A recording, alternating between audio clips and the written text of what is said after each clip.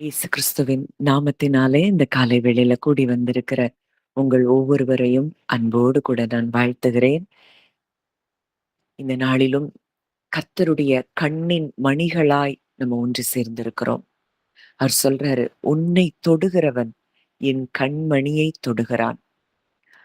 அந்த அளவுக்கு நம்மை நேசிக்கிற ஒரு நல்ல தகப்பன் நமக்கு இருக்கிறார் என்பதை நம்ம அறிந்து கொண்டோம் என்றால், அவர் சொல்றாரு, எப்பிராயீமே உன்னை எப்படி கைவிடுவேன், இஸ்ரவேலே உன்னை எப்படி ஒப்பு கொடுப்பேன்.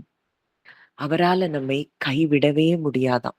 நம்ம மனது பல நேரங்களில அப்படி நினைக்குது, அவர் என்னைய கைவிட்டுட்டாரோ, அவ்வளவுதானா என் வாழ்க்கை முடிஞ்சு போயிருச்சா, இதுல மாற்றமே வராதா, தேவன் என்னைய பார்க்கவே இல்லையா, இப்படியெல்லாம் மனதில் பல கேள்விகளோடு இங்க வந்திருக்கிறோம். ஆனா ஆண்டவர் சொல்றாரு, எப்பிராயீமே உன்னை எப்படி கைவிடுவேன், இஸ்ரவேலே உன்னை எப்படி ஒப்பு கொடுப்பேன். அவர் நம்மை கைவிடுவதும் இல்லை, நம்மை யாரிடத்திலும் அவர் நம்மை ஒப்பு கொடுப்பதும் இல்லை என்பதுதான் நிஜம், சத்தியம்.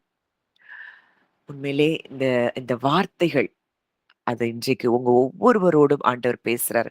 உங்கள ஒரு நாள் அவர் கைவிட மாட்டார். "எப்பிராயீம் என் பிரியமான பிள்ளை அல்லவோ" அப்படின்னு சொல்றார்.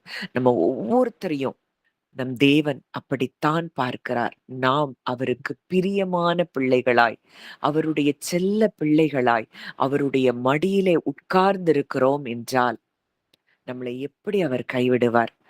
இன்றைக்கும் இந்த பிசிக்கல் வேர்ல்ட, இந்த ரியல் வேர்ல்ட, இந்த பிசிக்கலா நம்ம சீன் வேர்ல்ட ரொம்ப ரியலா பார்க்கிறதுனால தான் நமக்கு பயம் வருது. ஆனா, காணக்கூடாத உலகத்தில் இருக்கிற அந்த தேவன், அவர் சொல்றாரு, "நான் உன்னை எப்படி கைவிடுவேன்? உன்னை எப்படி ஒப்புக் கொடுப்பேன்? நீ எனக்கு பிரியமான பிள்ளை அல்லவா? நீ என் மடியில உட்கார்ந்திருக்கிற பிள்ளை அல்லவா?" அப்படின்னு அவர் சொல்லுகிற அந்த வார்த்தைய நம்ம நிஜமாய் எப்ப பார்க்க ஆரம்பிக்கிறோமோ, அப்ப நம்முடைய மனது தேவ பலத்தினால் நிறைய ஆரம்பிக்கும். பிசாசினுடைய ஒரே வேலை, பொய்கள நம்ம இருதயத்துல விதைக்கிறது தான். அதுலயும் குறிப்பாக நம்முடைய ஐம்புலன்கள் மூலமா, பிசிக்கல் சென்சஸ் மூலமாய் நம்ம இருதயத்துல பயத்தையும், பொய்யையும், கேள்விகளையும் விதைத்துக் கொண்டே இருப்பான். ஆனால் அவருடைய வார்த்தை என்னும் விதையை வைத்து அந்த பொய்களை நாம் விழுங்க கற்றுக்கொள்ள வேண்டும். இது பொய், இது நிஜம் அல்ல. என் தேவன் என்னோடு கூட இருக்கிறார். அவருக்குள்ள நான் இருக்கிறேன்.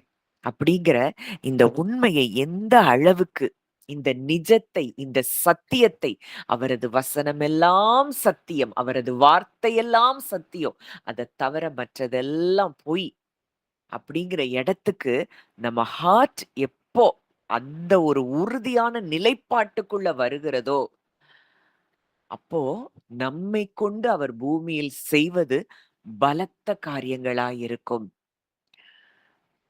மோசேட்ட சொல்றாரு, பூமி எங்கும் எந்த ஜாதிகளிடத்திலும் செய்யப்படாத அதிசயங்களை உன் ஜனங்கள் எல்லோருக்கும் முன்பாகச் செய்வேன். உன்னோடு கூட இருக்கிற ஜனங்கள் கர்த்தருடைய மகிமையை காண்பார்கள்.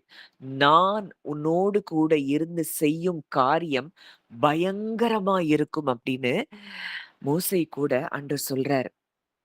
இன்றைக்கும் நம்ம கூட இருந்து அவர் செய்யப்போகிற காரியங்கள் பயங்கரமானவைகளாய் இருக்கப் போகின்றன. அதனால தான் நம்ம மூலமா இந்த மகிமை வெளிப்படக்கூடாது அப்படிங்கிறதுக்காக பல பொய்களை நம்ம நம்ப வைத்துக் கொண்டே இருக்கிறான். இந்த பொய்கள நம்பிக்கொண்டு இருந்தோம் அப்படின்னா, இந்த பொய்கள நம்ம பிரதானமா பார்த்தோம். இந்த சூழ்நிலைகள பிரதானமாய் நம்ம பார்த்தோம்னா, நம்ம ஒரு நாளும் அந்த மோசேக்கு கொடுத்த அந்த அந்த வார்த்தை தான் நமக்கும் தேவன் இன்றைக்கு தந்திருக்கிறார். அந்த இடத்த நம்ம அட்டைன் பண்ண முடியாது. ரீச் பண்ண முடியாது. எல்லா பொய்களையும் நீங்கள் களைந்து போட வேண்டும். அதெல்லாம் பொய். நிஜம் அல்ல, நிஜம் அல்ல அப்படின்னு இந்த உலகத்தில் உள்ள காரியங்களை நீங்க எப்போ களைந்து போட ஆரம்பிக்கிறீங்களோ, நீங்க அடுத்து, அடுத்து, அடுத்து கழுகளைப் போல செட்டைகளை அடித்து உயர எழும்ப முடியும். தேவனுடைய மனதின் எண்ணங்களும், நம்முடைய மனதின் எண்ணங்களும் ஒன்றாக, ஒன்றாக, ஒன்றாக நம்ம வாழ்க்கையில உயர எழும்பி பறக்க ஆரம்பிக்கிற அந்த அனுபவத்துக்குள்ள நம்ம எல்லாரும் கடந்து வருகிறோம். இந்த நாளிலும் தேவனை முழுமையாக நாம் நம்பும் பொழுது நம்முடைய வாழ்க்கையில் என்ன காரியங்கள் எல்லாம் நடக்குது. இப்போ என்ன நடக்கும்? அவர நான் முழுசா நம்புனேன்னா, என் வாழ்க்கை மாறுமா? என் பிரச்சனை மாறுமா? என் சூழ்நிலை மாறுமா? அப்படின்னு கேட்கிறோம். ஆனா, சண்டே சர்விஸ்ல போய் உட்கார்ந்த உடனே, "ஆண்டவரே நாங்க உங்கள நம்புறோம்." அப்படின்னு அவர துதிக்கிறோம். உதடு துதிக்குது. ஆனா, இருதயம் எங்கேயோ ஒரு இடத்துல இருக்கு. நம்ம எதிர்காலத்த குறிச்சு கவலைப்பட்டுட்டே இருக்கிறோம். அவர்கிட்ட அந்த கவலைகள கூட குடுக்க முடியல. காட் இஸ் இன் கண்ட்ரோல்ன்னு சொல்றோம். தேவன் எல்லாவற்றையும் தன்னுடைய கட்டுப்பாட்டுல வச்சிருக்கிறாருன்னு சொல்றோம். ஆனா, தூக்கம் இல்ல. பல பிரச்சனைகள நெனச்சு கவலை. இது எப்படி ஆகும்? அது எப்படி ஆகும்? என் வாழ்க்கை இப்படி ஆயிருச்சுன்னா, நான் என்ன செய்றது? இப்படி ஒரு கவலைக்குள்ளேயே நாம் வாழ்ந்து கொண்டிருக்கிறோம். அப்போ தேவனை முழுமையாக நம்பின மனிதர்களுடைய வாழ்க்கை, மனிதர்களுடைய வாழ்க்கை நம்ம வேதத்துல பார்க்கும்போது, அவங்க கற்பனை செய்தத விட, அவங்க லைஃப குறித்து இமேஜின் பண்ணியிருந்த காரியத்த விட, அவங்க லைஃப் மிகப்பெரிய ஆசீர்வாதமாக இருந்தது. இதெல்லாம் ஆபிரகாம்ட்ட நம்ம பார்க்கிறோம். வாசிக்கலாம். ஆதியாகமம் 12ஆம் அதிகாரம் 1ஆம் வசனம்.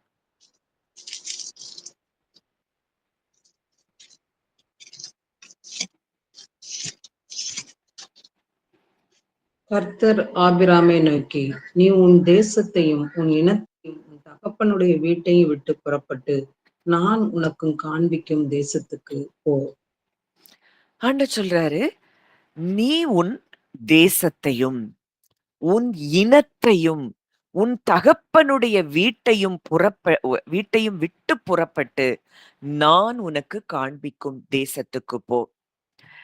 இந்த இந்த வசனத்த நம்ம வாசிக்கிறோம். இத எவ்வளவு தூரத்துக்கு உள்வாங்கி இருக்கிறோம். இன்னைக்கு நம்மள பார்த்து தேவன் சொல்றாரு, "நீ இந்த வீட்ட விட்டு, இந்த தேசத்த விட்டு, நான் உனக்கு காண்பிக்கிற தேசத்துக்கு போ."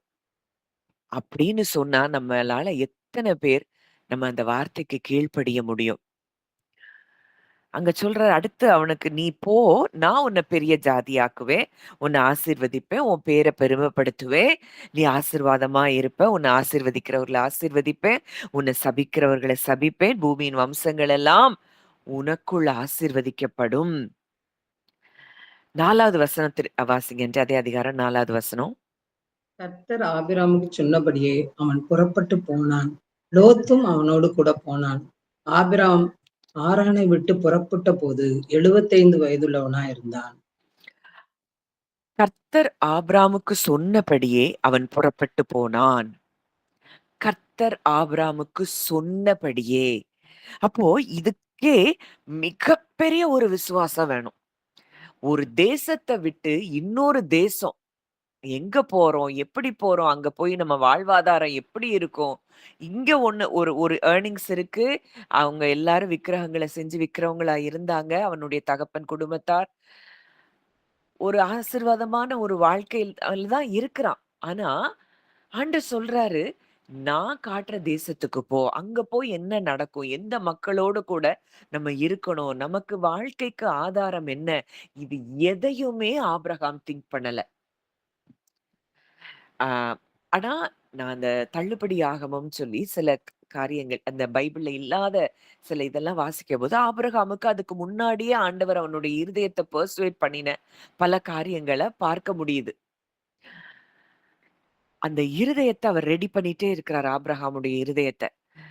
அதனால இங்க தேவனுடைய வார்த்தை வந்த உடனேயே ஆபிரகாம் தேசத்தை விட்டு, இனத்தை விட்டு, தகப்பனுடைய வீட்டை விட்டு அவன் புறப்பட்டு போனான். இது எவ்ளோ பெரிய காரியம்னா, இன்னைக்கு ஒரு வேலை இருக்கு. இப்ப புறதேசத்துக்கு போறோம்னா, அங்க ஒரு வேலை இருக்கு. இல்ல அங்க ஒரு படிப்பு படிக்க போறோம். இது இப்படி போறோம். ஆனா மோட்டிவே இல்லாம, எந்த ஒரு ஆதாரமும் இல்லாம, புறப்பட்டு போன்னு சொன்ன மாத்திரத்துல ஆபிரகாம் என்ன செய்றாரு? புறப்படுறாரு. அந்த வார்த்தைய நம்புறாரு. அந்த வார்த்தைய கீழ்ப்படியிறாரு. அதனால தான் இன்னைக்கு வரைக்கும் அவர விசுவாசத்தின் தகப்பன் அப்படின்னு சொல்லி நம்ம அழைக்கிறோம். வாசிக்கலாம். எபிரேயர் 11:8. எபிரேயர் 11:8.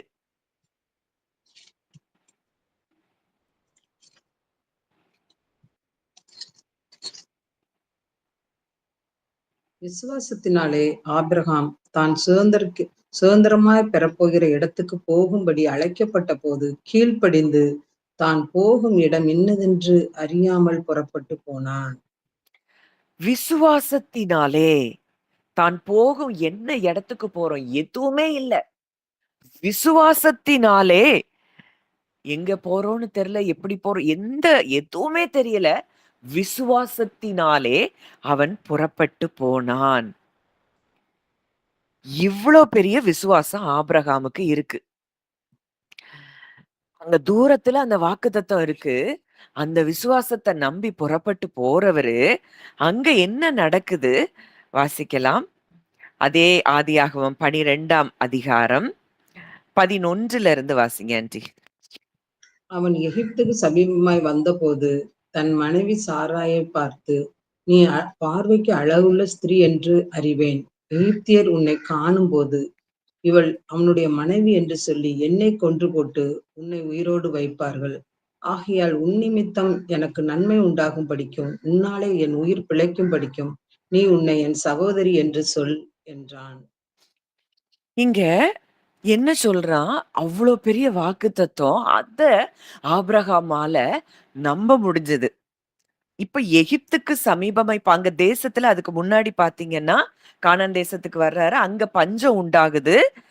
அந்த 13வது வசனத்துல 10வது வசனத்துல நம்ம பார்க்கிறோம். அந்த தேசத்துல பஞ்சம் உண்டாயிற்று. தேசத்திலே பஞ்சம் கொடிதா இருந்தபடியினால், எகிப்து தேசத்திலே தங்கும்படி அவ்விடத்துக்கு போறான்.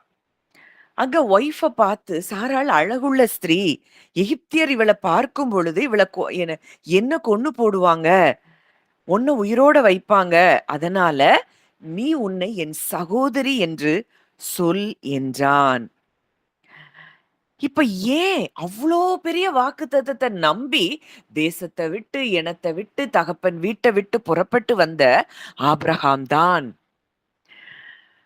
அந்த காலத்துல எகிப்து ஒரு பவர்ஃபுல் நேஷனா இருந்தது. கண்ட்ரியா இருக்கு. அந்த அந்த ராஜா, அந்த பார்வோனுக்கு ஒரு பெண்ண பிடிச்சிருச்சு அப்படின்னா, அந்த பெண்ணை அடைவதற்காக அவளுடைய அந்த கணவன கொன்று போடுறது ஒரு சாதாரண காரியமா இருக்கு. இப்ப ஆபிரகாமுக்கு பயம் என்னன்னா, சாரா ரொம்ப அழகா இருக்கா. அதனால எகிப்தியர் தன்னை கொன்று விடுவார்கள் அப்படின்னு ஆபிரகாம் பயந்தாரு. அதனால சாராள தன் சகோதரி அப்படின்னு சொல்லி அழைக்கச் சொல்றாரு. உண்மையா ஒரு ஒரு ஹால்ஃப் பிரதரா தான் அங்க சாராளுக்கு ஆபிரகாம் இருக்கிறாரு. ஆனா இது எதற்காக சொல்லச் சொல்லுகிறார்ன்னா, பயத்தின் நிமித்தம் அவர் அங்கே சொல்லச் சொல்லுகிறார். அப்போ சகோதரின்னு சொன்னா அவள பெண் கேட்க ஆபிரகாம் கிட்ட தான் வரணும். அதன் மூலம் தான் தப்பிக்க முடியும் அப்படின்னு அவர் நினைச்சாரு. இப்ப ஊர விட்டு கிளம்பும்போது ஆபிரகாமுக்கு ஒரு மிகப்பெரிய ஒரு லட்சியம் இருந்துச்சு. ஒரு நோக்கம் இருந்தது. ஒரு குறிக்கோள் இருந்தது. ஆனா எகிப்துல அவருக்கு பசி. அந்த அந்த கானான் தேசத்துல இருக்கும்போது, அங்க என்ன செய்த அந்த அந்த இடத்துல எகிப்துக்கு போவதற்கு முன்பதாக, அவருக்கு அங்க என்ன ஏற்படுகிறது? பசி ஏற்படுது, பஞ்சம் ஏற்படுது. அதனால அவருக்குள்ள என்ன வந்துருச்சு? மரண பயம். 2ம் இவருக்கு நேரடியா கண்ணுக்கு முன்னாடி வந்து நிக்குது. இன்னைக்கும் நமக்கும் இதுதான் பிரச்சனை. தூரத்துல இருக்கிற தேவனுடைய வாக்குத்தத்தத்தை நம்பி அந்த தேசத்தை விட்டு புறப்பட்ட ஆபிரகாம், கண்ணுக்கு முன்னாடி ஒரு ஆபத்து தெரியுது. அத பார்த்து பயப்படாம அவனால இருக்க முடியல. நம்ம எப்படியாவது நம்ம உயிர நம்ம தான் காப்பாற்றணுங்கிற அந்த உள் உணர்வு அவனுக்குள்ள ஏற்பட்டதை நாம் பார்க்கிறோம். அது அவனுடைய விசுவாசத்தை விட அந்த நம்பிக்கை அதிகமாய் அவனை மேற்கொள்ள ஆரம்பித்தது. இப்ப ஆபிரகாம் எடுத்த உடனே மிகப்பெரிய விசுவாச வீரன் அப்படிலாம் இல்ல. ஆண்டவர் அவனோட ஹார்ட்ட ட்ரெயின் பண்ணிட்டே இருக்கிறாரு. விசுவாசத்துல பலப்படுத்திக் கொண்டே இருக்கிறார். அந்த முதல்ல ஆபிரகாமுக்கு இருந்த உறவு அதெல்லாம் கொஞ்சம் கொஞ்சமாவது அவ முதல்லயே அப்படி ரொம்ப அப்படியே இன்டிமசிக்குள்ளலாம் அவர் வரல. தேவன் சொன்னா நடக்கும்னு தெரிஞ்சது. ஆனா, ஒரு ஆபத்துன்னு வரும்போது தேவன் தன்னை காப்பாற்றுவார் அப்படிங்கிறத அவர் எக்ஸ்பீரியன்ஷியலா இன்னும் பார்க்கல, அத உணரல. இப்போ ஆபிரகாம் என்ன நினைக்கிறாரு? தன்னுடைய புத்திசாலித்தனத்துல தான் தான் தப்பிக்கணும் அப்படின்னு நினைக்கிறாரு. ஆனா, திட்டம் என்ன ஆயிற்று? தோற்று போயிருச்சு. சாராள் அங்க அரசனுடைய அந்த அரண்மனைக்கு அவ கொண்டு போகப்படுறா. அந்த அந்த அதிகாரத்துல அந்த வசனத்த வாசிங்க ஆன்ட்டி. 14ல இருந்து. ஆபிராம் எகிப்திலே வந்தபோது, எகிப்தியர் அந்த ஸ்திரியை மிகுந்த அழகுள்ளவள் என்று கண்டார்கள். பார்வோனுடைய பிரபுக்களும் அவளைக் கண்டு பார்வோனுக்கு முன்பாக அவளைப் புகழ்ந்தார்கள். அப்பொழுது அந்த ஸ்திரீ பார்வோனுடைய அரண்மனைக்கு கொண்டு போகப்பட்டாள். அவள் நிமித்தம் அவன் ஆபிராமுக்கு தயை பாராட்டினான். அவனுக்கு ஆடு மாடுகளும், கழுதைகளும், வேலைக்காரிகளும், கோலிகை கழுதைகளும், ஒட்டகங்களும் கிடைத்தது. ஆபிராமுடைய மனைவியாகிய சாராளின் நிமித்தம் கர்த்தர் பார்வோனையும் அவன் வீட்டாரையும் மகா வாதையால் வாதித்தார். போதும். இப்போ ஆபிரகாம் எகிப்துல வந்தப்போ, இவன் மனசுல என்ன நினைக்கிறானோ, அது அப்படியே அங்க நடக்குது. ஒருவேளை ஆபிரகாமுக்கு இந்த பயமுள்ள எண்ணங்கள் வராம இருந்தா, பார்வோன் கையில சாராள் மாட்ட வேண்டிய அவசியமே இருந்திருக்காது. இந்த பார்வோன்ட்ட நம்ம மாட்டுவோம். நம்ம ஒய்ஃப் அங்க அவன்கிட்ட சிக்கிக் கொள்ளுவா. அதனால பார்வோன் தன்னை கொன்னு போடுவான். இதெல்லாம் தேவனுக்கு அப்பாற்பட்டு இவன் இருதயத்திலிருந்து எழும்பின எண்ணங்களா இருந்தது. இவன் என்ன நினைச்சானோ அது அங்க நடக்குது. எகிப்தியர் கரெக்ட்டா அவள ஐடென்டிஃபை பண்றாங்க. இந்த ஸ்திரீ மிகவும் அழகுள்ளவள். அங்க பார்வோனுடைய பிரபுக்களும் அவள பார்த்து பார்வோனுக்கு முன்னாடி அவள புகழ்றாங்க. அவ அழக புகழ்ந்து கொண்டிருக்கிறாங்க. கரெக்ட்டா பார்வோன் சாராள என்ன செஞ்சுட்டாரு? தூக்கிட்டு போயிட்டாரு. அது நிமித்தம் அங்க ஆபிராமுக்கு தயை கிடைக்குது. ஏன்னா சகோதரன்னு சொல்லியிருக்கிறானே. அங்க ஆடு, மாடுகள், கழுதைகள், வேலைக்கார் எல்லாம் கிடைக்குது. ஆனா, மனைவியாகிய சாராள் இப்ப பார்வோன் இடத்துல இருக்கிறா. இப்போ இவர் புத்திசாலித்தனத்துல இவர் தப்பிக்கணும்னு பார்த்தாரு. இவருடைய பொய் இங்க ஆபிரகாம காப்பாற்றல. இங்க தான் ஆண்டவர் ஆபிரகாமினுடைய இருதயத்துல அங்க வேலை செய்யறத பார்க்கிறோம். தேவனே நேரடியா அந்த விஷயத்துல தலையிட்டு அவங்கள காப்பாற்றினத பார்க்கிறோம். அங்க அடுத்த வசனம் நம்ம பார்க்கிறோம். கர்த்தர் பார்வோனையும் அவன் வீட்டாரையும் மகா வாதைகளால் வாதித்தார். ஆபிரகாம் நினைச்சாரு தன்னுடைய பொய்களினால தான் காப்பாற்றப்படுவோம் அப்படின்னு நினைக்கிறாரு. ஆனா அது நடக்கல. அங்க பிடிச்சிட்டு போயிட்டாங்க. ஆனா இப்பவும் தான் காப்பாற்றப்பட்டது தேவனுடைய தலையீட்டினால். அவர் தலையிட்டதுனால அங்க பார்வோனையும் அவன் வீட்டாரையும் சாராளின் நிமித்தமாக மகா வாதைகள் அங்கே ஏற்பட்டது. அப்போ பார்வோன் ஆபிராம கூப்பிட்டு கேட்கிறான், நீ எனக்கு ஏன் இப்படி செய்தாய்? இவ உனக்கு மனைவின்னு நீ ஏன் சொல்லல? இவள உன் சகோதரின்னு நீ ஏன் சொன்ன? நான் மனைவியாக கொண்டிருப்பேனே. இதோ உன் மனைவி, இவள அழைத்து கொண்டு போ அப்படின்னு அங்க பார்வோன் ஆபிராமிட்ட அவனுடைய மனைவியை ஒப்புவிக்கிறத பார்க்கிறோம். அங்க அவனையும் அவன் மனைவி அவனுக்கு உண்டான எல்லாத்தையும் அங்க கொடுத்து அனுப்பிட்டான் பார்வோன். இது ஆபிராமுடைய பயத்துல அவன் சொன்ன பொய் நிமித்தம் கிடைத்ததா? இல்ல தேவன் ஆபிராமுடைய வாழ்க்கையில தலையிட்டதுனால கிடைத்ததா அப்படின்னு பார்த்தா, நிச்சயம் அங்கே தேவனுடைய குறுக்கீடு அங்க பார்வோனிடத்துல இருந்தபடியினால தான் இங்கே சாராளை மறுபடியும் மீட்டுக் கொள்ளுகிறார். அப்போ இதுல ஒரு லெசன அங்க எக்ஸ்பீரியன்ஸ் பண்றாரு. தன்னை காப்பாற்ற தேவனுக்கு தெரியும். அதுக்கு பொய் சொல்ல தேவையில்ல அப்படிங்கிற மிகப்பெரிய ஒரு லெசன ஆபிரகாம் தன்னுடைய வாழ்க்கையில கற்றுக்கொள்றார். ஆனாலும் பார்த்தோம்னா, மறுபடியும் இன்னொரு சூழ்நிலை வரும்போது, அங்க ஆதியாகமம் 20வது அதிகாரத்துல, அங்க அபிமெலேக்கு கிட்ட பொய் சொல்ல சொல்லி, இதே மாதிரி பொய் சொல்ல சொல்றாரு. ஆம், அந்த 2வது வசனம் வாசிங்கன்றி. அங்கே ஆபிரகாம் தன் மனைவியாகிய சாராளை தன் சகோதரி என்று சொன்னதினாலே கேராகின் ராஜாவாகிய அபிமெலேக்கு ஆள் அனுப்பி சாராளை அழைப்பித்தான். ம். அடுத்த வசனம். தேவன் இரவிலே அபிமெலேக்குக்கு சொப்பனத்திலே தோன்றி, நீ அழைப்பித்த ஸ்திரீ நிமித்தம் நீ செத்தாய், அவள் ஒருவனுடைய மனைவியாய் இருக்கிறாளே என்றார். இங்க மறுபடியும் அபிமலேக்கு கிட்ட சகோதரின்னு சொல்றான். சகோதரிங்கிறதுனால அபிமலேக்கு சாராளை அழைப்பிக்கிறான். அந்த ராத்திரியிலேயே அபிமலேக்குக்கு சொப்பனத்துல தேவன் தோன்றி, நீ அழைப்பித்த அந்த ஸ்திரீயின் நிமித்தம் நீ செத்தாய், அவள் ஒருவனுடைய மனைவியாய் இருக்கிறாளே. இப்போ இந்த இடத்துக்கு வரும்போது கிட்டத்தட்ட 20 வருஷங்கள் ஆயிருச்சுன்னு சொல்லப்பட்டிருக்கு. ஆனா கேராகு நாட்டுக்கு வந்த உடனே பழைய மரண பயம் அவருக்கு மீண்டும் அங்க என்ன செய்து எழும்புது. நம்ம தான் மாறுறோமே தவிர, ஆனா நம்முடைய பழைய பயங்கள், பலவீனமான எண்ணங்கள் சில சூழ்நிலைகளுக்குள்ள நம்மையும் அறியாமல் கொண்டு வந்துருது. இதுக்கு ஆபிரகாம் ஒரு உதாரணமா அங்க கொடுக்கிறாரு. தேவன் வேதத்துல ஆபிரகாமை பற்றி அங்க சொல்லப்பட்டிருக்க பாக்குறோம். ஏன் இப்படி செய்தாய் அப்படின்னு கேட்ட உடனே அங்க ஆபிரகாம் ஒரு பதில சொல்றாரு. 11வது வசனம் வாசிங்கன்றி.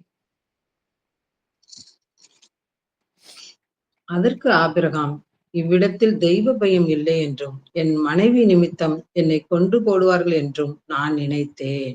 நான் நினைத்தேன் சொல்றாரு, இந்த இடத்துல தெய்வ பயம் இல்ல, என் மனைவி நிமித்தம் என்னை கொன்று போடுவார்கள்.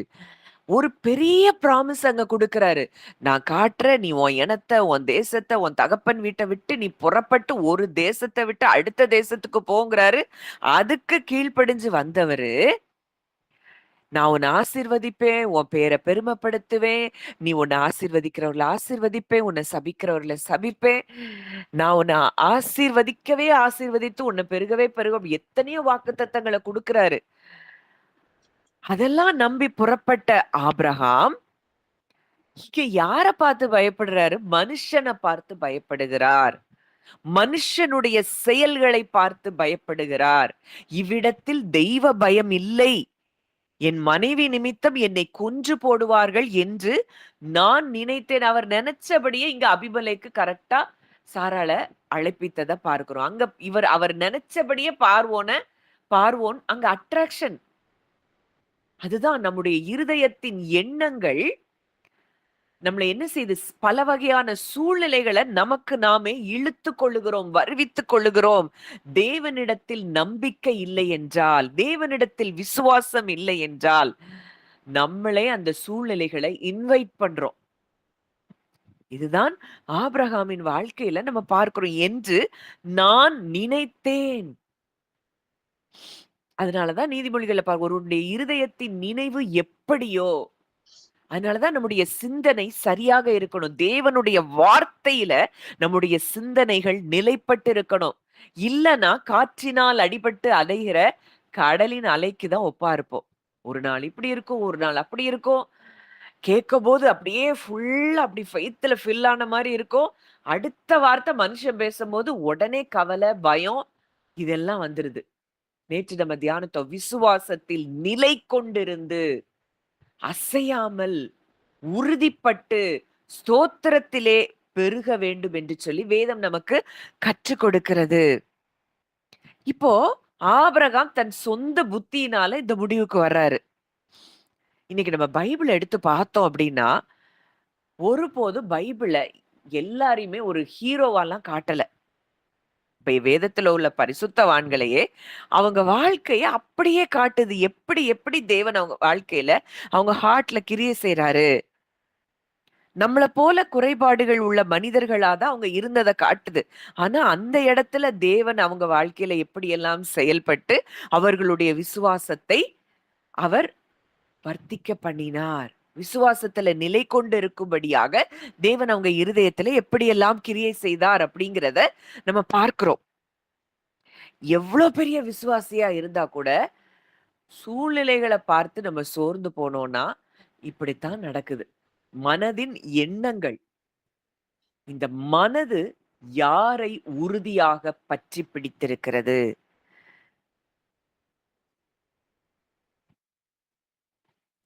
அப்போ இங்க பார்வோன் சாராள பிடிச்சுட்டு போறாரு. அபிமெலேக்கு பிடிச்சுட்டு போறாரு. ஆனாலும் ஒருத்தர் கூட அங்க அவங்களுக்கு தீங்கு செய்யாதபடிக்கு தேவன் பாதுகாத்ததை பார்க்கிறோம். அவன் உன்ன நம்பி போனான். நீ உன் தேசத்த விட்டு புறப்பட்டு போன்னு சொன்ன மாத்திரத்துல அந்த ஒரு வார்த்தைய நம்பி போறான். அந்த ஒரு வார்த்தைய நம்பி போனது நிமித்தம் தேவன் அங்கே அவனை பாதுகாக்கிறவராய் இருந்தத பார்க்கிறோம். அவர் வார்த்தைக்கு அவர் உண்மையுள்ளவராய் இருந்தத பார்க்கிறோம். நம்ம மாறலாம். ஆனா அவர் பொய் சொல்ல மனிதன் அல்ல. அப்படிங்கிறத இந்த சம்பவங்கள் நமக்கு தெளிவாக காட்டுகிறதா இருக்கிறது. இன்றைக்கும் நாமும் இந்த ஆபிரகாம போல எத்தன விஷயங்கள்ல நம்ம பயந்து கொண்டு இருக்கிறோம். குழம்பிட்டு இருக்கோம். இது இப்படி நடந்துருமோ? அது அப்படி நடந்துருமோ? இல்ல, எனக்கு ஒரு தகப்பன் இருக்கிறார். என் வாழ்க்கையில எல்லாமே நன்மைக்கு ஏதுவாகத்தான் நடக்கிறது. அப்படிங்கிற நம்பிக்கை, உறுதி நமக்கு இருக்குதா?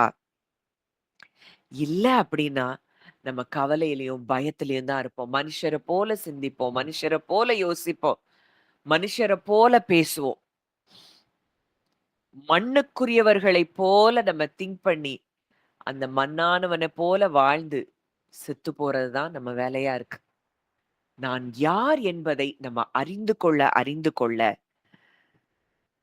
அவ்ளோ பெரிய ஒரு வாக்குத்தத்தத்த குடுத்து தேவன் கூட்டிட்டு வராருன்னா, சாராள யார் கையிலயாவது விட்டுருவாரா? அத அந்த இம்மீடியட்டா இருக்கிற கண்ணுக்கு முன்னாடி இருக்கிற சூழ்நிலையில தேவன நம்ப முடியல. ஆனா பெரிய பெரிய வாக்குத்தத்தங்கள் எல்லாம் நம்ப முடியுது. நம்மளையும் பலர் அப்படித்தான் இருக்கிறோம். கண்ணுக்கு முன்னாடி, "எப்பா ஆண்டவர் சொல்றாரு, நீ மன்னிச்சிரு நான் பார்த்துக்கிறேன். நீ பிளெஸ் பண்ணிரு நான் பார்த்துக்கிறேன்." அத நம்ப முடியல. ஆனா ஒரு 10 வருஷத்துக்கு பிறகு நமக்கு கொடுத்த வாக்குத்தத்தத்த நம்மளால நம்ப முடியுது. இதுதான் நம்ம எல்லோரிடத்திலும் இருக்கிற பிரச்சனை. ஆபிரகாமுக்கு இருந்த பிரச்சனை தான் நமக்கும் இருக்கு. ஆண்டவர் சொல்லியிருக்கிறார்ல, அத செய்வார்ன்னு அத உறுதியா பிடிச்சுக்கிடுவோம். ஆனா எதிர்த்தாப்புல இருக்கிற ஒரு சூழ்நிலை, எதிர்த்தாப்புல இருக்கிற ஒரு காரியம், இதுல தேவன நம்மால நம்ப முடியல. இன்றைக்கு இந்த மனநிலையிலிருந்து நாம் வெளியே வரும்படி ஆவியானவர் இந்த காரியங்களை நமக்கு கற்றுக் கொடுக்கிறார். இப்போ கோலியாத்துக்கு பெரிய தாவீதுக்கு பெரிய பட்டயமோ, கவசமோ இல்ல. கவசத்த போட்டாலும் அவனுக்கு அது செட் ஆகல. ஆனா, அவன் என்ன நெனைக்கிறான்? என் பலன் என்னுடைய வெப்பன்ஸ்ல இல்ல. நான் போடுற அந்த ஆர்மர்லயும் இல்ல. என்னுடைய பலன் என் தேவனிடத்தில் இருக்கிறது. அத நம்புறான். அவன் இருதயம் ஃபுல்லா அந்த தேவன் மேல நம்பிக்கையா இருக்கு. இதெல்லாம் ஒரு நாள்ல நடந்த காரியம் இல்ல. அவன் இருதயம் அப்படியே ஹார்ட்ல அந்த தேவன் செய்த காரியங்கள அவன் பெர்சுவேட் பண்ணி, மெடிடேட் பண்ணி, தியானிச்சு சூழ்நிலைகள்ல தேவனை அவன் பெரிதாக பார்க்கிறதை நாம் பார்க்கிறோம். எவ்ளோ பெரிய கோலியாத்தா இருந்தா என்ன? என் தேவனுக்கு முன்பாக அவன் ஒன்றும் இல்லை என்பதை அவன் உணர்ந்திருந்தான். அதனால தான் மத்தவங்களுக்கெல்லாம் கோலியாத் பெருசா தெரியிறான். இவன் கண்ணுக்கு கோலியாத் சாதாரணமா தெரியிறான். இன்னைக்கும் நமக்கு முன்னாடி இருக்கிற பிரச்சனை நமக்கு பெருசா தெரியுதா? இல்ல நமக்கு முன்னாடி இருக்கிற பிரச்சனையை விட நம் தேவன் நமக்கு பெரியவராக தெரிகிறாரா? இது ரொம்ப முக்கியமான விஷயம். நம்ம இருதயம் அவரை பற்றி இருக்கும் என்றால், அவரையே நம்பி இருக்கும் என்றால், அவர் சொல்றாரு, "கர்த்தரை எப்பொழுதும் எனக்கு முன்பாக வைத்திருக்கிறேன்.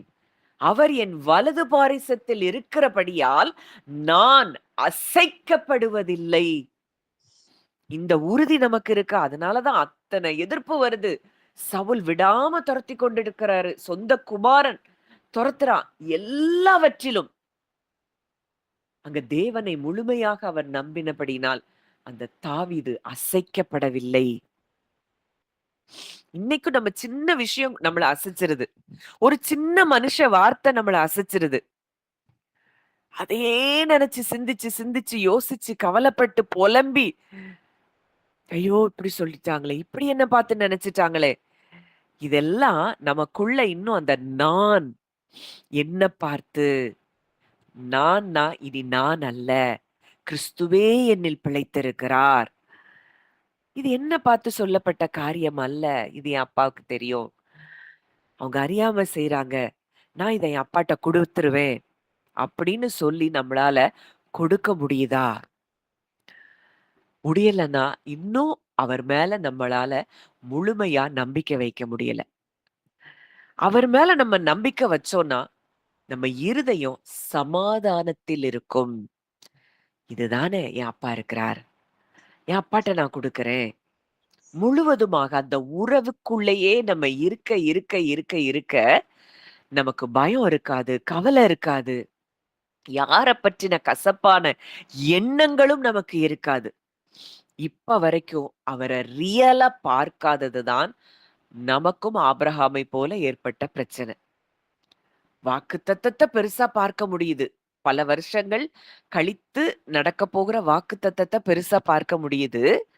ஆனா, எதிரே இருக்கிற ஒரு காரியத்துல தேவனை பெரிதாக பார்க்க முடியல. ஆனா தாவீத பார்க்கிறோம். எதிரேயே பிரச்சனை இருக்கு. ஆனா அந்த சூழ்நிலையிலயும் தேவன பெரிதா பார்க்கிறாரு. தானியேல பார்க்கிறோம். சிங்கக்கெபியில போடப்பட்டுருவோங்கிற உறுதி அவருக்கு இருக்கு.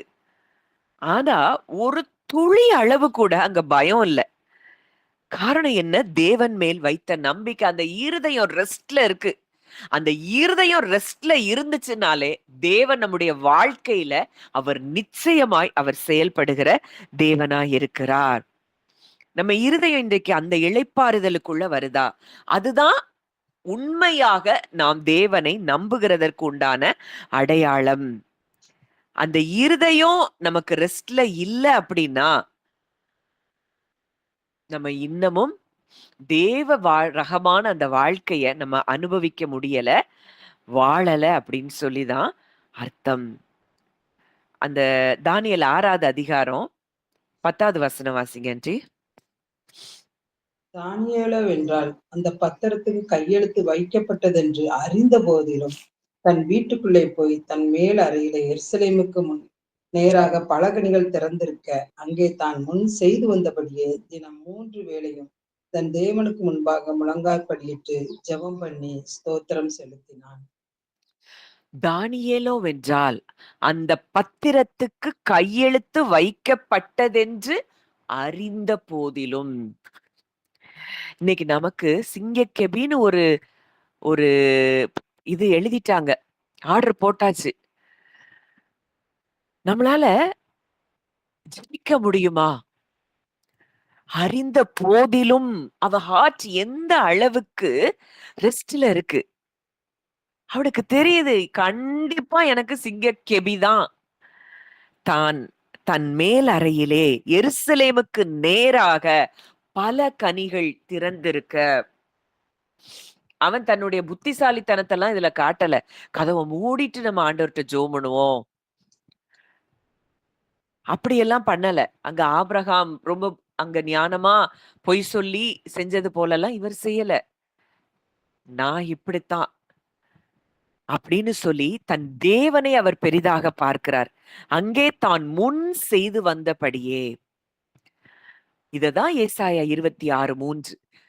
உம்மை உறுதியாய் பற்றிக் கொண்ட மனதை உடையவன் உம்மையே நம்பி இருக்கிறபடியால் நீர் அவனை பூரண சமாதானத்துடன் காத்து கொள்ளுவீர். அவன் தானியேலுடைய இருதயம் உண்மையாய் தேவனை பற்றிக் கொண்டிருந்தது. உண்மையாய் பற்றிக் கொண்டிருந்தது. இன்னைக்கும் நம்ம மனது எப்படி பற்றி பிடித்திருக்கு? அதுதான் ரொம்ப முக்கியம். உண்மையா பற்றி பிடித்திருக்கா? இல்ல சூழ்நிலை வந்த உடனே மாறுகிற மனமாய் நம்முடைய மனது இருக்கிறதா? உண்மையே நம்பி இருக்கிறபடியினால் இந்த 2 காரியத்தை நம்ம செய்யும்போது, அவர் நம்மளுக்கு பூரண சமாதானத்தை அருளிச் செய்கிற தேவனாய் இருக்கிறார்.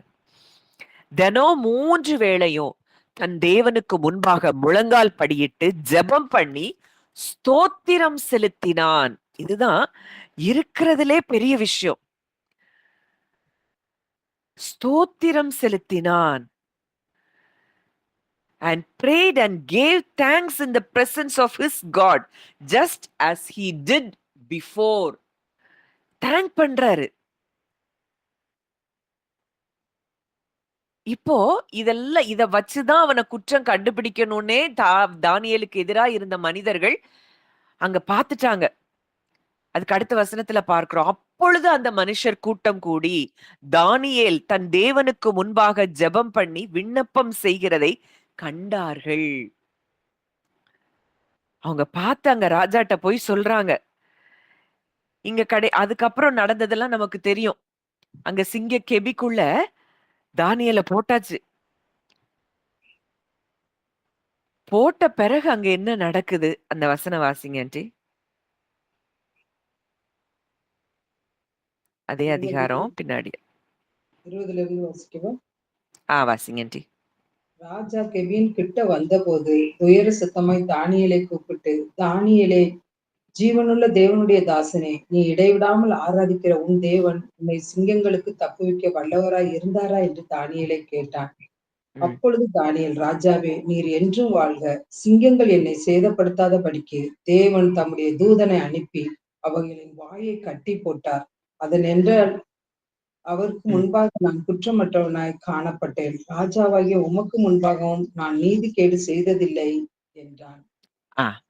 இங்க ராஜாவுக்கே ஒரு நம்பிக்கை இருக்கு. இவ்வளவு தூரம் இந்த தேவனை வணங்குறானே.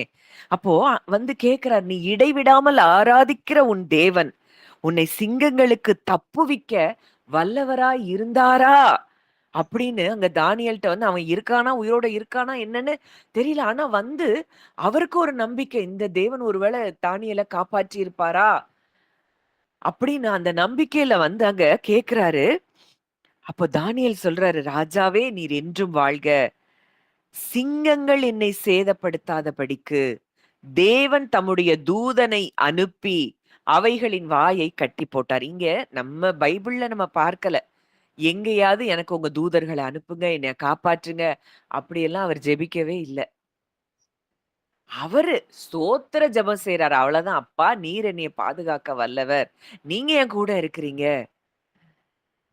இடைவிடாமல் ஆராதிக்கிற தேவன், அதுதான் முக்கியம். இடைவிடாமல் தானியேல் என்ன செய்யறாரா? ஆராதித்துக் கொண்டே இருக்கிற தேவன். அத ராஜா சொல்ற, நீ இடைவிடாமல் ஆராதிக்கிற உன் தேவன்.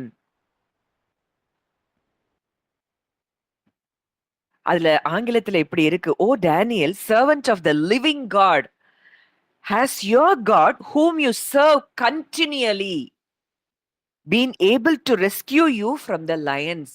கண்டினியூஸா இடைவிடாம நீ ஆராதித்துக் கொண்டிருக்கிற ஒரு தேவன, அந்த தேவன் உன்னை தப்புவிக்க வல்லவரா இருந்தாரா?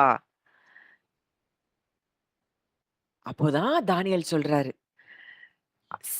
தேவன் தம்முடைய தூதனை அனுப்பி சிங்கங்களின் வாயை கட்டி போட்டார். அவர் கட்டி போட்டுட்டாரு. நான் எதுவும் ஒண்ணுமே என்ன செய்ய முடியல, சேதப்படுத்த முடியாதபடிக்கு சிங்கம் அங்க அந்த கெபிக்குள்ள இருக்கிற சிங்கங்கள்லாம் மிகுந்த பசியில தான் இருக்குமா. ஆனா கூட தானியேல் பக்கத்துல அது ஒரு ஆட்டுக்குட்டி மாதிரி படுத்து கிடக்குது. எவ்வளவு பெரிய விஷயம். இன்னைக்கு நம்ம இருதயத்துல அந்த பெர்சுவேஷன் இருக்கா? என்ன சூழ்நிலை இருந்தா என்ன, என் தேவன் எல்லா சூழ்நிலைகளையும் அடக்கி போடுகிற தேவன் என்னோடு கூட இருக்கிறார். இந்த சூழ்நிலை என்னை மேற்கொள்ள முடியாது அப்படிங்கிற விசுவாசம் நமக்குள்ள இருக்குதா? இப்போ இத ராஜா கண்ணால பாக்குறாரு. அங்க என்ன நடக்கு? 24வது வசனம் வாசிங்க ஆன்ட்டி. 23, 23, 23, 24. அப்பொழுது ராஜா மிகவும் சந்தோஷப்பட்டு தானியேலை கெபியிலிருந்து தூக்கிவிடச் சொன்னான். அப்படியே தானியேல் கெபியிலிருந்து தூக்கிவிடப்பட்டான். அவன் தன் தேவன் பேரில் விசுவாசித்திருந்தபடினால் அவனில் ஒரு சேதமும் காணப்படவில்லை. தானியேலின் மேல் குற்றஞ்சாற்றின மனுஷனோவென்றால் ராஜா கொண்டு வரச் சொன்னான். அவர்களை குமாரரையும் அவர்கள் மனைவிகளையும் சிங்கங்களின் கெபியிலே போட்டார்கள். அவர்கள் கெபியின் அடியிலே சேரும் முன்னே சிங்கங்கள் அவர்கள் மேல் பாய்ந்து அவர்கள் எலும்புகளை எல்லாம் நொறுக்கி போட்டது. போதும். இப்போ ராஜாவுக்கு பயங்கர சந்தோஷம். தானியேல் உயிரோட இருக்கிறான். இப்போ இவ்ளோ தூரம் இந்த சிங்கத்துக்குள்ள போட்டப்ப கூட தானியேல் உயிரோட இருக்கிறான்னு பார்த்து ராஜாவுக்கு சந்தோஷம். கெபியில இருந்து தூக்கி விட சொல்றான். தானியேல் கெபியிலிருந்து தூக்கிவிடப்பட்டான். அவன் தன் தேவன் பேரில் விசுவாசித்திருந்தபடியால். அப்போ தேவன் பேர்ல விசுவாசித்திருந்தபடியினால் அவனில் ஒரு சேதமும் காணப்படவில்லை. ஒரு சேதமும். இன்னைக்கு நம்ம யார விசுவாசிக்கிறோம்? சூழ்நிலைய விசுவாசிக்கிறோமா? மனுஷனை விசுவாசிக்கிறோமா? மனுஷ வார்த்தைகளை விசுவாசிக்கிறோமா? ரிப்போர்ட்ட விசுவாசிக்கிறோமா? இல்ல நம்ம பாடி சொல்ற சிம்டம்ஸ விசுவாசிக்கிறோமா? இல்ல உலகம் கொடுக்கிற மீடியா கொடுக்கிற நியூஸ விசுவாசிக்கிறோமா? வசனம் சொல்லுது, தேவன் பேரில் விசுவாசித்திருந்தபடியால் அவனில் ஒரு சேதமும் காணப்படவில்லை. ஒரு சின்ன ஸ்கிராட்ச் கூட இல்ல. சிங்கம் நகத்த வச்சு பராண்டுச்சு அப்படிங்கிறது கூட இல்ல. ஒரு சேதம் கூட காணப்படவில்லை. தேவன் பேரில் விசுவாசித்திருந்தபடி. நம்ம விசுவாசிச்சிட்டோம்னா முழு பரலோகமும், இது பழைய ஏற்பாட்டிலேயே இந்த காரியம் சொல்லப்பட்டிருக்கு. இந்த இவ்வளோ பெரிய விஷயம் நடந்திருக்குன்னா, புதிய உடன்படிக்கையின் கீழே இயேசு கிறிஸ்துவின் இரத்தத்தால் மீட்கப்பட்ட நமக்கு எவ்வளவு தூரம் பரலோகம் நமக்காக செயல்பட்டு கொண்டிருக்கிறது என்பதை நீங்கள் அறிந்து கொள்ள வேண்டும். உங்களை ஒன்றும் என்ன செய்ய முடியாது, சேதப்படுத்த முடியாது. அவனில் ஒரு சேதமும் காணப்படவில்லை என்றால், இன்றைக்கு அவருடைய இரத்தத்துக்குள்ள இருக்கிற நமக்கு, அத விசுவாசிக்கிற நமக்கு என்ன சேதம் வர முடியும்? அடுத்த வசனம் பார்க்கிறோம். குற்றம் சாட்டின மனுஷரை அவங்க என்ன செய்யறாங்க? சிங்க கெபியில போடுறாங்க. கெபிக்கு கீழே போறதுக்குள்ளேயே சிங்கங்கள் பாய்ந்து போய் எலும்புகள் எல்லாம் நொறுக்கி போட்டுருச்சு. அப்போ விசுவாசித்திருந்த மனிதனை சிங்கம் சேதப்படுத்த முடியல. தேவனை விசுவாசிக்காதவர்கள் அங்க உள்ள போறாங்க. அங்க எலும்பு எல்லாத்தையும், அங்க ப்ரொடெக்ஷன் இல்ல. இன்னைக்கு நம்ம யார விசுவாசிக்கிறோம்? தேவன் பேரில் விசுவாசம் வச்சிருக்கிறோமா? இல்ல இந்த உலகம் கொடுக்கிற நாலேஜ்? இன்னைக்கெல்லாம் நிறைய பேருக்கு பயம். இது இப்படி இப்படி சாப்பிட்டா இப்படி வந்துருமா? இந்த கிளைமேட்ல இப்படி வந்துருமா? தேவன் பேர்ல விசுவாசம் இல்லை. எல்லாவற்றையும் படைத்தது அவரு. அது நமக்கு கெடுதல் செய்யுமா? அப்படிங்கிற நம்பிக்கை நமக்கு இல்ல. நமக்கு எல்லாம் நன்மையத்தான் தேவன் செய்திருக்கிறார். அவர் படைத்தது எல்லாம் நல்லதுன்னா, எனக்கு அது கெடுதல் செய்ய முடியாதுங்கிற விசுவாசம் நமக்கு இல்ல. இங்க தானியேல் சிங்கக்கெபிக்குள்ள போடப்பட்டப்ப கூட அவனுக்கு ஒரு ஸ்கிராட்ச் ஏற்படலன்னா, இன்னைக்கு நமக்கு அவர் படைத்த ஒரு சிருஷ்டி தான் சிங்கம். வீழ்ச்சியில அது தன்னுடைய நேச்சர், இயல்பு எல்லாம் மாறிருச்சு. ஆனா அவன பார்த்த உடனே அந்த சிங்கத்தால் அவன தொட முடியல. அங்க பரலோகம் இறங்கி தூதன அனுப்பி வாய கட்டி போட்டார்ன்னு தானியேல் சொல்றாரு. லிட்டரலா அது நடக்குது. துணிய வச்சு கெட்டி போடல. ஆனா அது நடக்குது. ஸ்பிரிட் வேர்ல்ட் எவ்வளவு ரியல்னு நீங்க புரிந்து கொள்ள வேண்டும். நமக்கு எப்படி இருக்கும்? துணிய வச்சு கெட்டி இல்ல, எதையாவது வச்சு கெட்டுனாதான் நம்ம நம்புவோம். இங்க எதுவுமே இல்ல. ஆனா ஸ்பிரிட் அன்சீன் ரெல்ம் எவ்வளவு தூரம் ரியலா அங்க இருக்குதுங்கிறத நம்ம பார்த்து கொள்ளணும், அறிந்து கொள்ளணும். உங்களை ஒன்று தொட முடியாதபடி, உங்களுக்கு எதிராய் செயல்பட நினைக்கிற எல்லாவற்றையும் அவர் பார்த்து கொள்ளுகிறார். நம்ம விசுவாசம் அவர் மேல இருந்தா மாத்திரம் போதும். நம்மை ஒன்றும் தொட முடியாது. எதுவும் நம்மள அசைக்க முடியாது. எதுவும் நம்மள தீண்ட முடியாது. இதுதான் விசுவாசிக்கிறவர்களால் நடக்கும் அடையாளங்கள் இயேசு சொல்றாரு. பிசாசுகளை துரத்துவீங்க, வியாதிஸ்தர் மேல கைகளை வைப்பீங்க, அவங்க சுகமாவாங்க. சர்ப்பங்களை எடுப்பீர்கள், சாவுக்கு ஏதுவான யாதொன்றை குடித்தாலும் அது அவர்களை சேதப்படுத்தாது. நம்மளை எதுவும் சேதப்படுத்த முடியாது. பவுல சேதப்படுத்த முடிஞ்சுதா? முடியல. அவங்க தங்களை ஒப்பு கொடுக்கும் பொழுதுதான் அங்க மரணம் ஏற்பட்டது. இன்றைக்கும் நம்ம எப்படி இருக்கிறோம்? எப்படி வாழ்ந்து கொண்டு இருக்கிறோம்? எதை நம்புறோம்? இதுதான் நம்முடைய வாழ்க்கையில நம்முடைய சமாதானத்தை தீர்மானம் செய்கிறது. அவரை உறுதியா நம்முடைய மனது பற்றி பிடித்திருக்கும் என்றால், தேவன் பேரில் நாமும் விசுவாசித்திருப்போம் என்றால், நம்மிலும் நம் குடும்பத்திலும் ஒரு சேதமும் காணப்படாது. அப்படிங்கிற எண்ணங்கள் நமக்கு அவசியம். நம்ம இன்னைக்கும் மேலான ஒரு இடத்துக்குள்ள வந்துட்டோம். கிறிஸ்துவுக்குள்ள நம்ம வந்துட்டோம். ஜீவனுக்குள்ள வந்துட்டோம். வெளிச்சத்துக்குள்ள வந்துட்டோம்.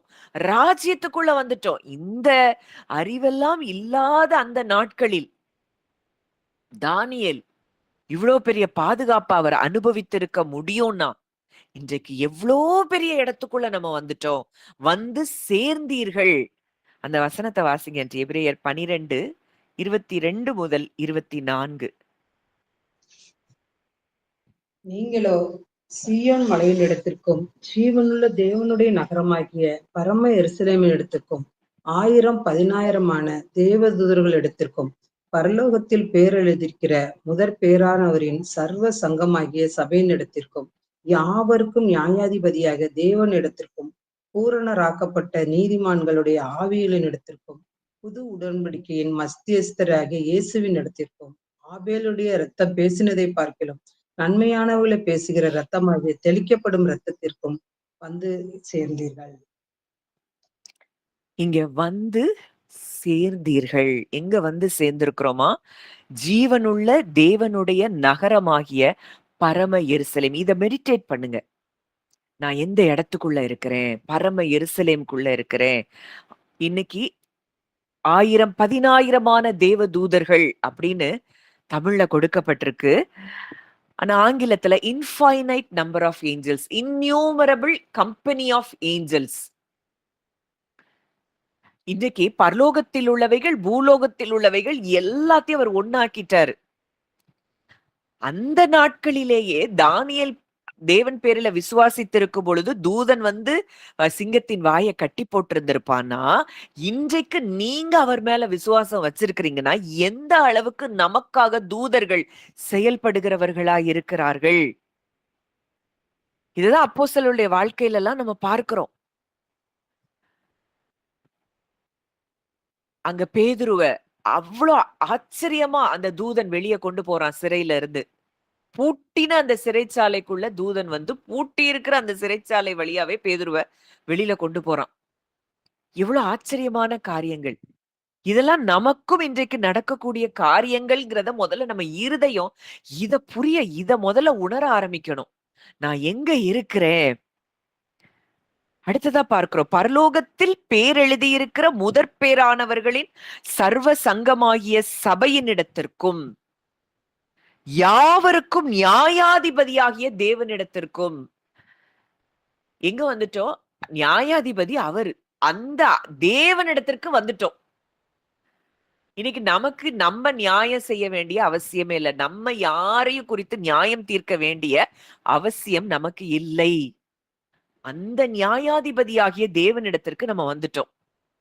பூரணராக்கப்பட்ட நீதிமான்களுடைய ஆவிகளின் இடத்திற்கும் புது உடன்படிக்கையின் மத்தியஸ்தராகிய இயேசுவின் இடத்திற்கும்.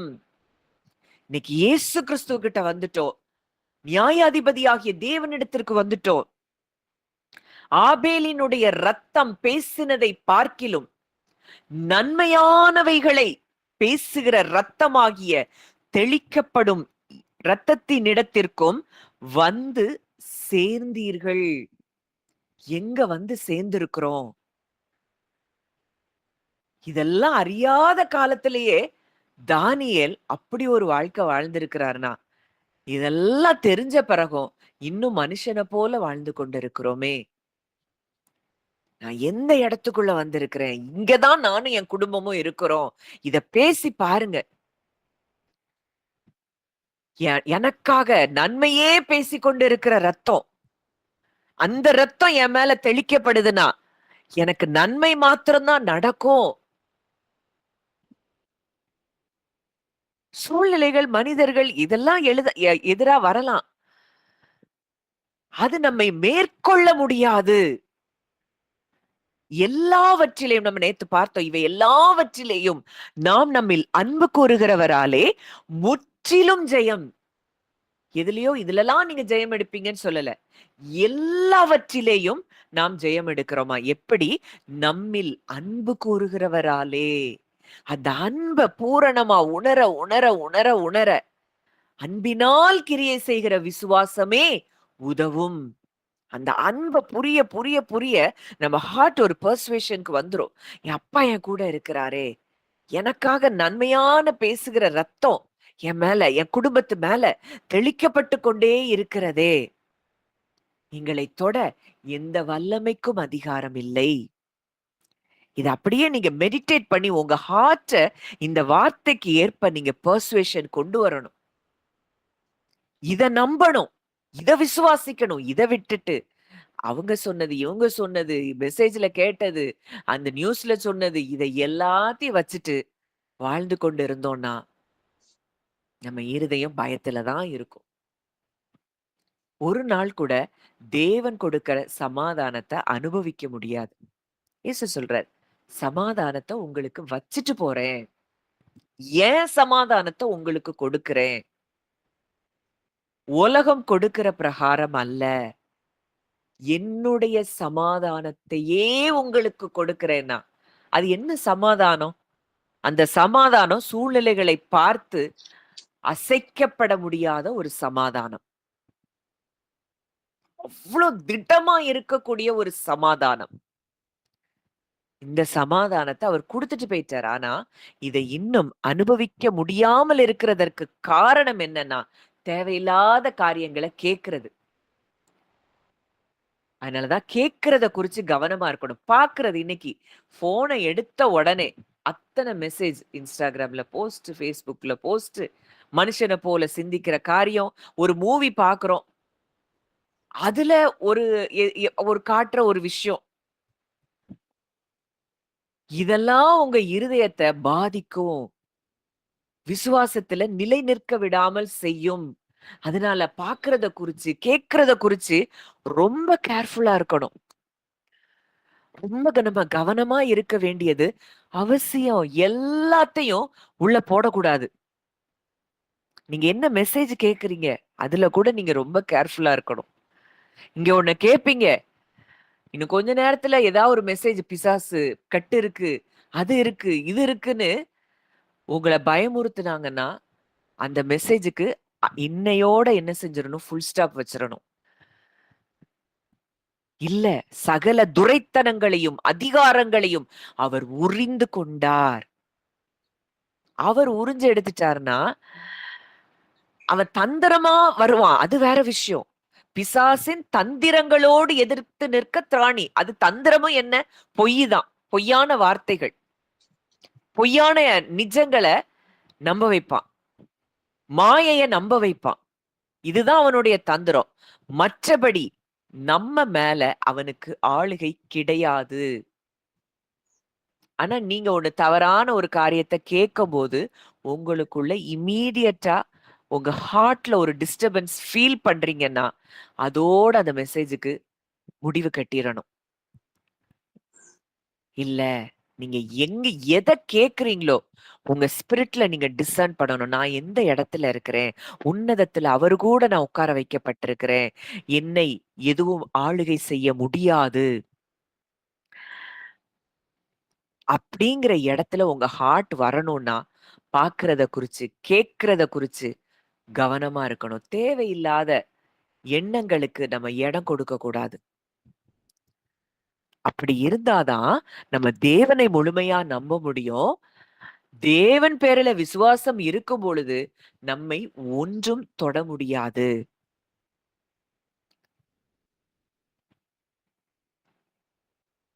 பேதுருவ பார்க்கிறோம். தண்ணீல நடக்கிறக்கு இயேசு வான்னு கூப்பிடுறாரு. அந்த ஒரு வார்த்தைய நம்பி பேதுரு தண்ணீல இறங்கிட்டாரு. அந்த விசுவாசம் இல்லன்னா அத செய்ய முடியாது. என்னால எப்படி தண்ணீல நடக்க முடியும்? அவர் அவரையே பார்க்கிறாரு. இவர் தண்ணீல நடக்கிறாரே! அப்ப இவர் கூப்பிடுறாரு. என்னாலயே முடியும்னு ஒரு விசுவாசத்துல தான் அங்க தண்ணீல ஸ்டெப் இன் பண்றாரு. ஆனா மறுபடியும் தண்ணீர பார்க்கிறாரு. இயேசுவ பார்க்கிற வரைக்கும் நடந்தவர். தண்ணீர பார்க்கிறாரு, காற்ற பார்க்கிறாரு. அதுவரைக்கும் காற்று அடிச்சிட்டு தானே இருந்தது. அப்போலாம் நடந்தாரே! ஆனா, இப்போ எண்ணம் எங்க திரும்பிருச்சு? காற்றுக்கு மேல திரும்பிருச்சு. மைண்ட் அங்க டியூன் ஆயிருச்சு. மைண்ட் நம்முடைய மனது முழுவதுமாய் கிறிஸ்துவுக்கு நேராய், தேவனுக்கு நேரா அந்த டியூனிங் இருக்கும்னா, நம்ம பாட்டுக்கு நம்ம லைஃப சமாதானமா, என் அப்பா இருக்கிறார், என் அப்பா இருக்கிறார், பார்த்துக்கிடுவாரு. நான் அவருக்குள்ள இருக்கிறேன். அப்படிங்கிற இடத்துல நம்ம போயிட்டே இருப்போம். ஆனா நம்முடைய மனது உலகத்திற்கு நேராய், நமக்கு வீசுகிற புயலுக்கு நேராய் திரும்பும் பொழுது, அங்க என்ன செய்றோம்? விழுந்து தண்ணிக்குள்ள விழுந்து போறோம். அப்பவும் ஆண்டவரே! ஐயரே! அப்படின்னு சொல்லி அவன் கூப்பிடுறான். ஆண்டவர் தூக்கி அவன எடுக்கிறத பார்க்கிறோம். அப்போ தேவனை நம்புவது அப்படின்னா, எதிரே எதிரே சூழ்நிலைகளே வராது அப்படிங்கிறதெல்லாம் இல்ல. தானியேலுக்கு வரலையா? வந்தது. ஆதி அப்போஸ்தலருக்கு வரலையா? சுவிசேஷத்தை அறிவித்தது நிமித்தம் அவங்களுக்கு வந்தது. இன்னைக்கு உபத்திரவம், உபத்திரவம்ன்னு எதெல்லாமோ உபத்திரவம்ன்னு சொல்லிட்டு இருக்கிறோம். உபத்திரவம் என்ன? கிறிஸ்துவுக்குள்ள நம்ம இருக்கிறதுனால உலகம் நம்மள பகைக்கும். உலகம் சில நேரங்கள்ல எதிரா செயல்படும். உலகம் உங்களை பகைத்ததானால் ஆச்சரியப்படாதீங்கன்ட்டாரு. ஆச்சரியமே படாதீங்க. கண்டிப்பா அது உங்கள பகைக்கிறதற்கு முன்னதாகவே என்னை பகைத்ததென்று அறியுங்கள். நீங்க அத அறிஞ்சு கொள்ளுங்க. அதனால உலகத்துல இருக்கிற மனுஷங்க இப்படி பேசுறாங்களே, நான் நல்லது தானே செய்றேன். அவங்க ஏன் இப்படி செயல்படுறாங்க? இப்படியெல்லாம் நம்ம திங்க் பண்ண வேண்டிய அவசியமே இல்ல.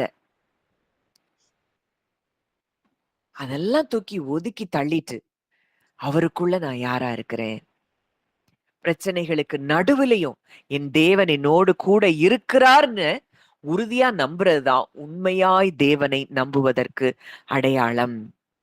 தேவனை நம்புறது அப்படின்னா நம்முடைய எதிர்காலமே அப்படி ஃபுல் ப்ளூ பிரிண்ட் என்ன நடக்கும் அப்படிலாம் தெரிஞ்சிருக்கிறதுலாம் இல்ல. எல்லா கேள்விகளுக்கும் பதில் தெரிஞ்சிருக்க வேண்டிய அவசியம் இல்லை.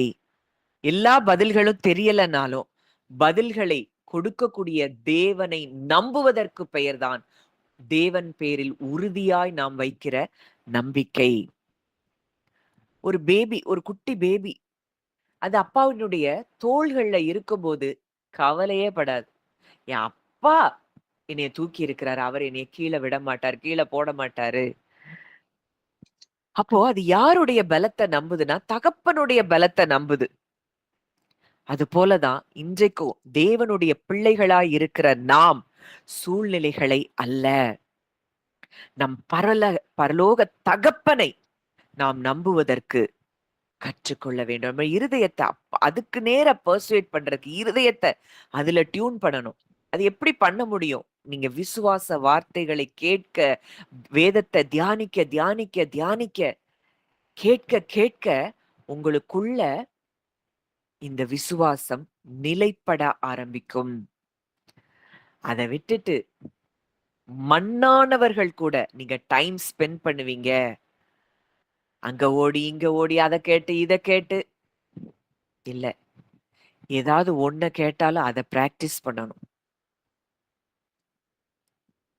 நீங்க கேட்கிற வார்த்தைகள மறுபடியும், மறுபடியும் நீங்க தியானிச்சு பார்க்கணும். அப்பதான் வளர முடியும். இல்லன்னா ஓடிட்டே இருக்க வேண்டியதுதான். பயம் நம்ம வாழ்க்கையில கான்ஸ்டன்ட்டா இருந்துட்டே தான் இருக்கும். அப்போ சூழ்நிலைகளை பார்க்காமல் பரலோக தகப்பனை நாம் கற்றுக்கொள்ள ஆரம்பிக்கும் பொழுது நம்முடைய வாழ்க்கை சமாதானத்தில் நிலைப்படும். உங்க இருதயம் இன்னைக்கு எதை குறிச்சு கலங்கி கொண்டிருக்கு? உங்க இருதயத்தை நீங்களே கேட்டு பாருங்க. எந்த பிரச்சனைய நினைச்சு பயப்படுறீங்க? இது இப்படி ஆயிருமோ? அது அப்படி ஆயிருமோ? என் பிள்ளையினுடைய எதிர்காலம் இப்படி ஆயிருமோ? அப்படி ஆயிருமோ? இந்த பயம்தான் உங்க வாழ்க்கையில சிலவற்றை திறந்து கொடுக்கிறது. நீ என் வாழ்க்கையில வந்து கிரியை செய்யுன்னு சொல்லி நம்ம இன்வைட் பண்றோம். ஆபிரகாம் எப்படி அவன் நினைச்சானோ, அவன் நினைச்சது அங்க நடக்குது. இப்படி எகிப்தியர் என் மனைவிய தூக்கிட்டு போயிருவாங்க. என்ன கொன்னு போட்டுருவாங்களோ? எப்படி தூக்கிட்டு போயிருவாங்கன்னு நினைச்சானோ, அது அங்க நடக்குது. இல்ல, என்னை அழைத்தவர் உண்மையுள்ளவர். அவர் என்னை என் மனைவிய பாதுகாக்கிறவர்ங்கிற அந்த ஒரு எண்ணங்கள் அவருக்கு அந்த நாட்கள்ல இல்ல. ஆனா பிற்காலத்துல அவர் விசுவாசத்துல வல்லவன் ஆயிட்டாரு. அது வேற விஷயம்.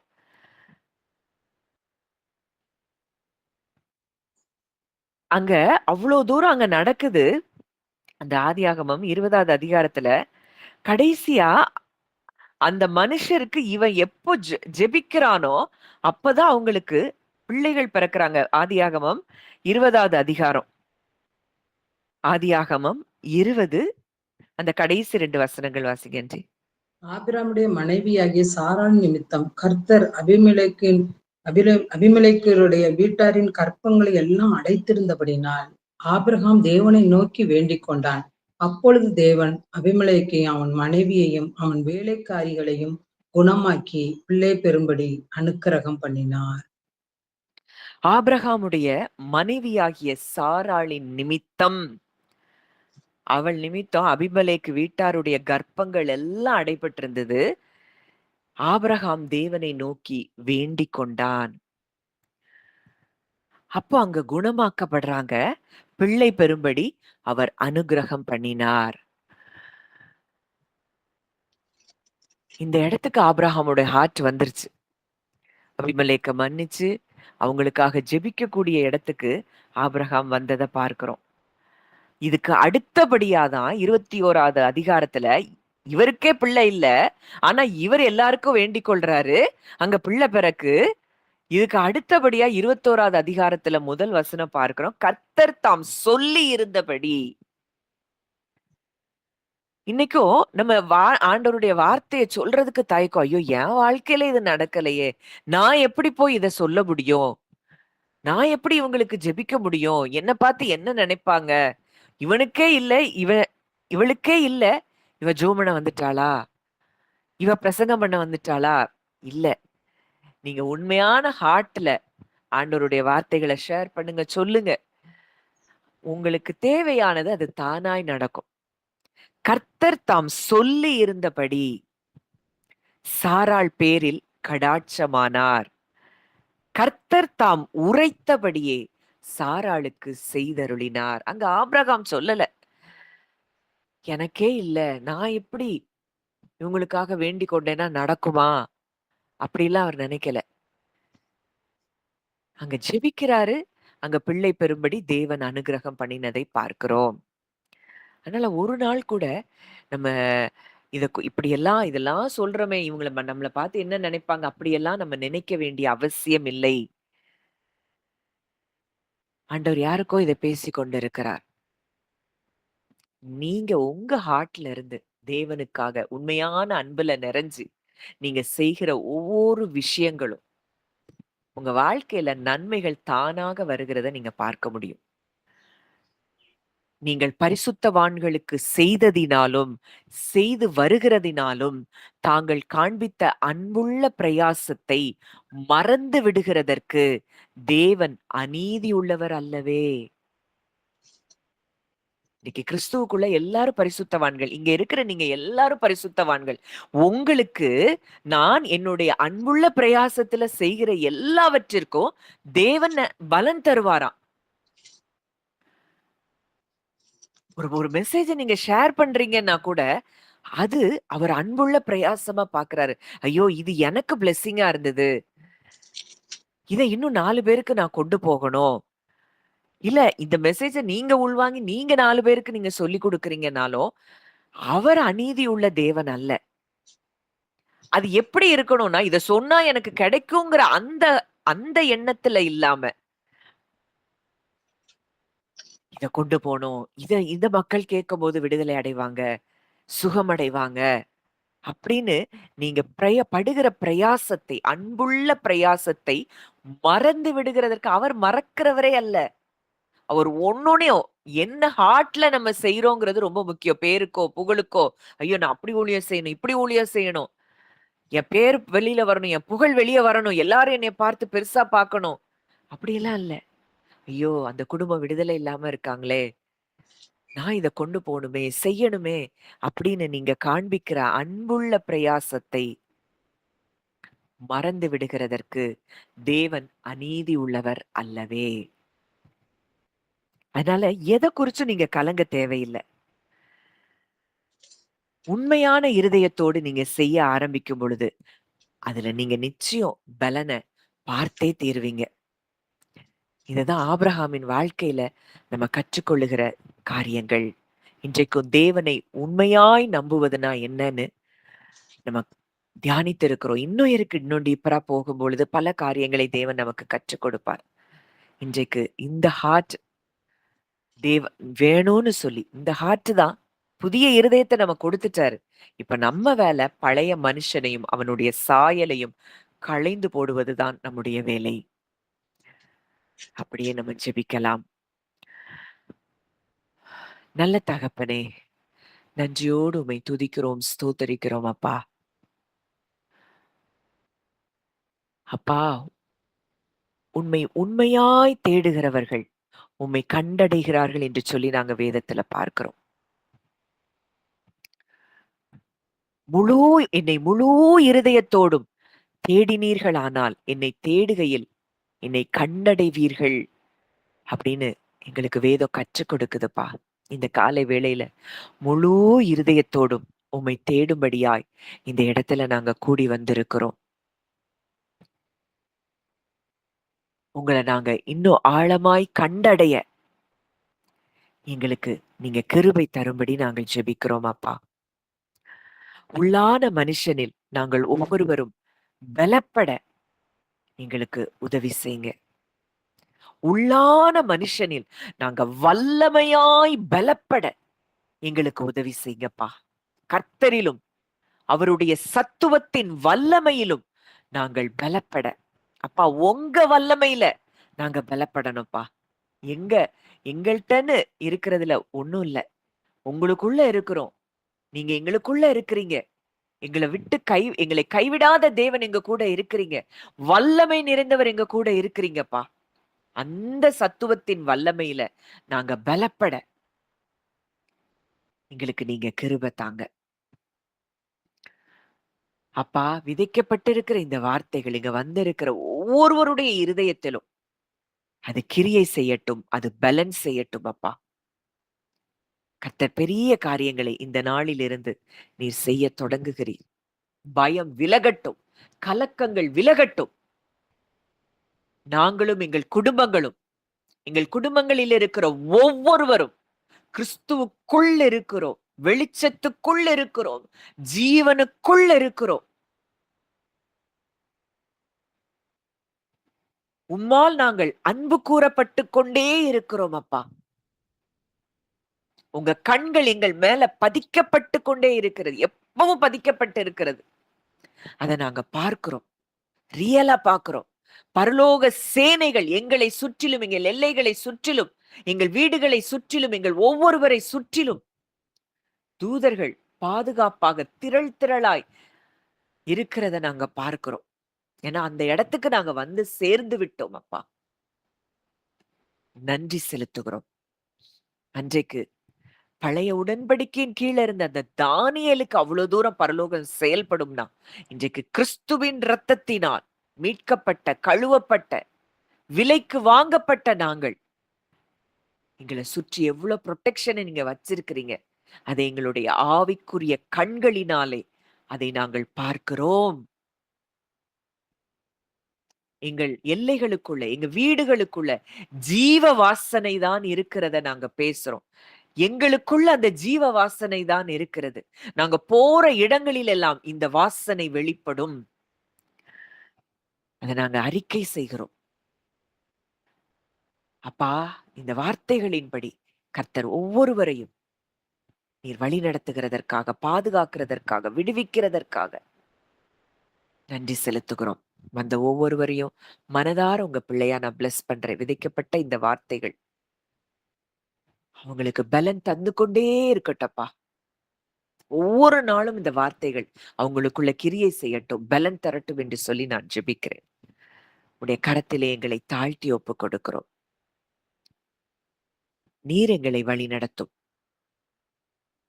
துதி, கன, மகிமை யாவையும் இயேசு ஒருவருக்கே செலுத்துகிறோம்.